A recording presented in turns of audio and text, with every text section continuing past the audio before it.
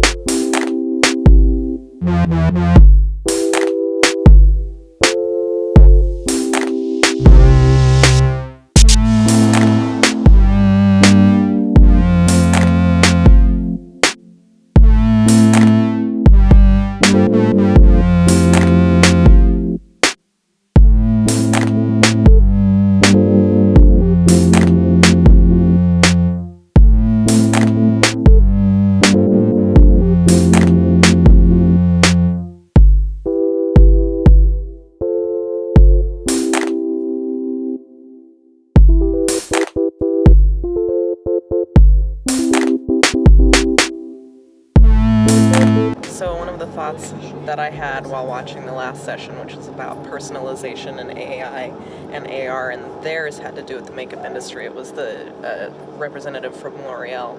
But one of the things he said is for the longest time tech was moving forward at a really fast pace, but now it feels like we're kind of going backwards, but only in the thing of people want everything to be personalized to them. And so for a while, it was all, no, just throw all this stuff at all these people and everybody's going to be the same and generic. But now everybody wants a personalized something for them. And with the makeup industry, it's personalized skincare and personalized foundations and lipsticks and all of that stuff. And I'm wondering where we can take this and how do you personalize and how do you make an experience something for one person? Today we had probably one of the better sessions that we've had at CES, in my mind, and it was elevating storytelling in a tech-driven world. Imagine us picking that one. Wow. I have to introduce the first part of this one because it's Chef David Chang, who I first saw, I don't know, probably about 4 or 5 years ago on an Anthony Bourdain TV series. I think it was Parts Unknown. He was good. He had some good things to say, and then when he was done, after about 10 or 15 minutes, they brought on a whole panel of people. Yep. Yeah, Kirk McDonald. From Xander. And I think that's the marketing company for AT&T. I think so, because he kept saying AT&T. Yeah. Can you read that? You read the rest. Laura Mullen from NBC Universal. Yeah. We had Steve Mandela, president of advertising, sales, and marketing, but it doesn't say which one. Scott Nelson from Panera Bread. Andrea Sangara from Moet Hennessy. And then the other ones were something else in here. So one of the things I picked up from elevating storytelling in a tech-driven world is if you try to make something for everyone, you're going to lose. You cannot make everyone happy, so you need to know your values. Right. What your values are and what your company's values are so that you can create for them. One of the reasons David Chang does his videos is educational, to promote his brand in a positive light, and to fund their R&D. There is brand loyalty with the younger generation. Apparently that's something that marketers haven't seen in, say, our generations.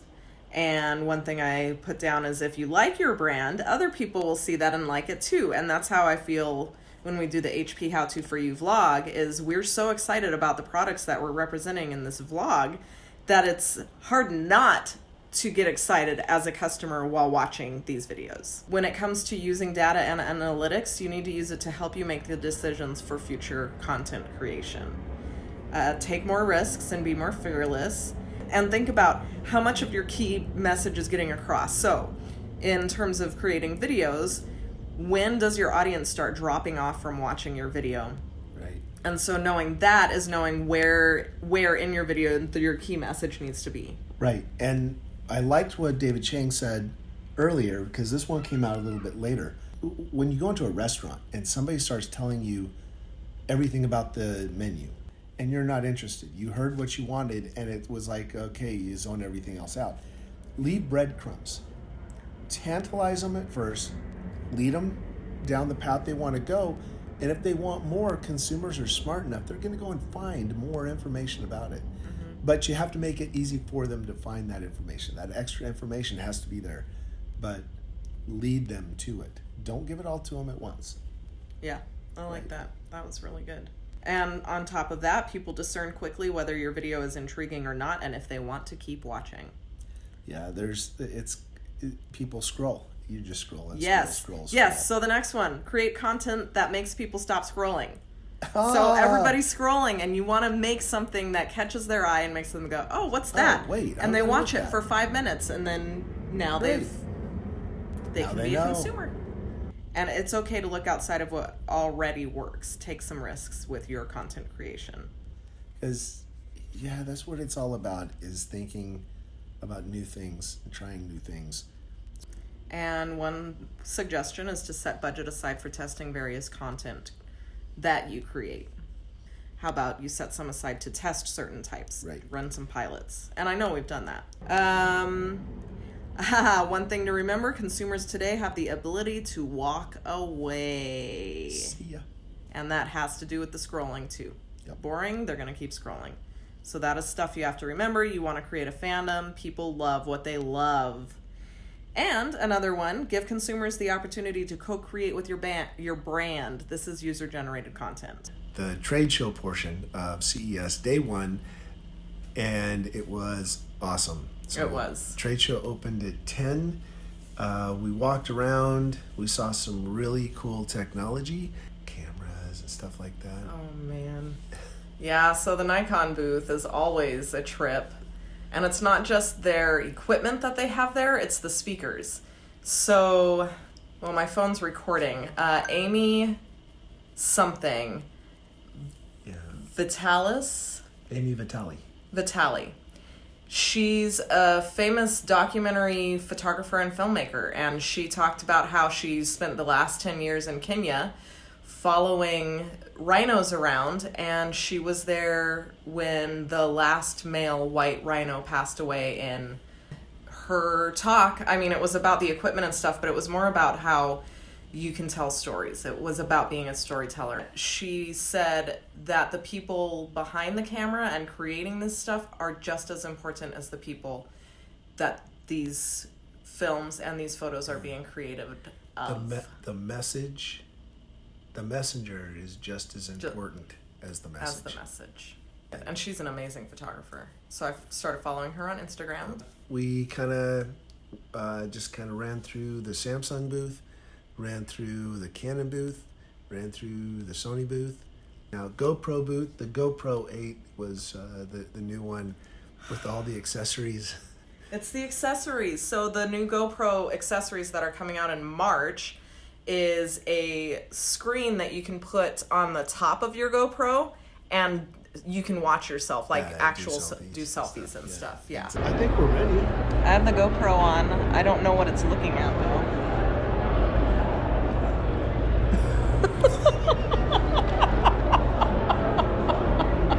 Exactly. And a microphone on this thing. And a light. And so you can use it as a... But it only works with the new one. And on the bottom of the 8, they have 2 tabs that come down. So if you know the GoPro at all, you know that you have to attach a thing to screw it in and all this stuff. Now it's on the bottom of that GoPro. Time for a new camera. Oh, wait. Did you just get a new camera? I did. I just bought a Fuji. Yeah, awesome. XT30. Nice. It's at home. I did not bring it. Cool.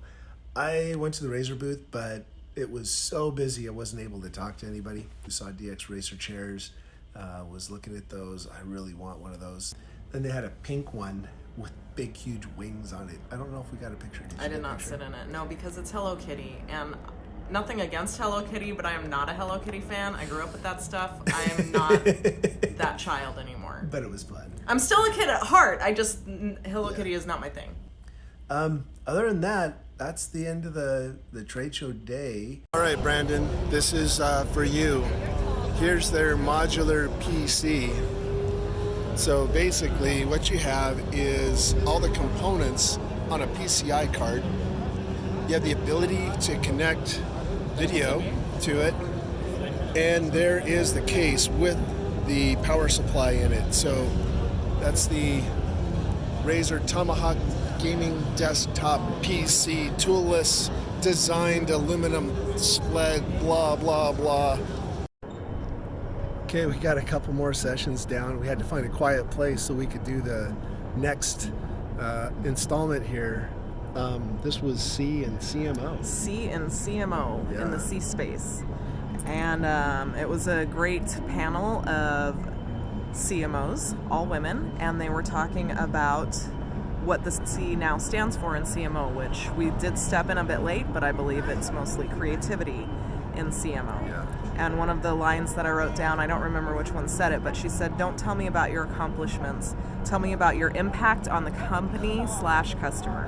When you have your reviews with whatever company you work for, don't just list out your accomplishments. Talk about the impact that you've made to the company. Yeah. They talked about how you need creativity and you need data-driven results. We need technology that is human-centric. This next one was called, what was it, diversity? There we go. That way, I'm not cut off at the neck. The hidden diversity dividend. So CES, for example, made equality a focus this year, and on the panel, they had Karen Chupka, which is from CTA, Consumer Technology Association, and she said that they established a dress code this year at CES.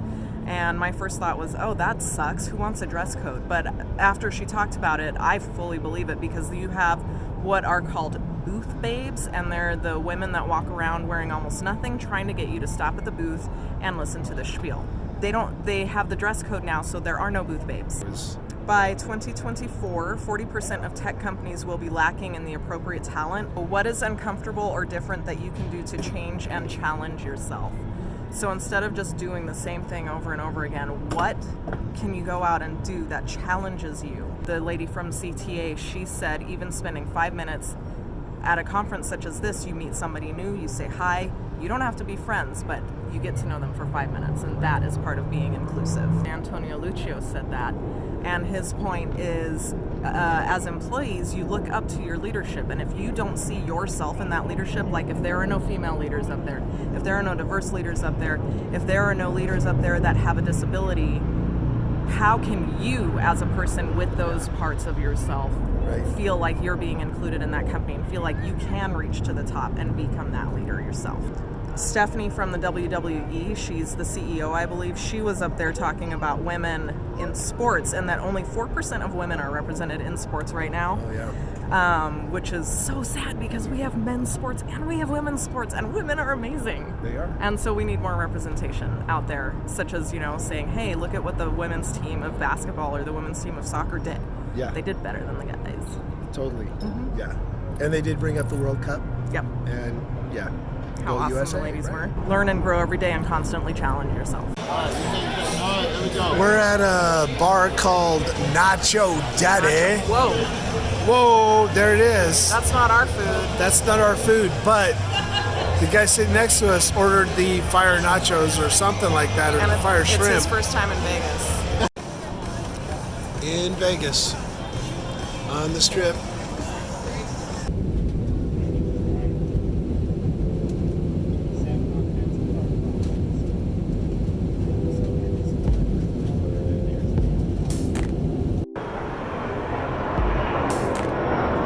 All right, leaving CES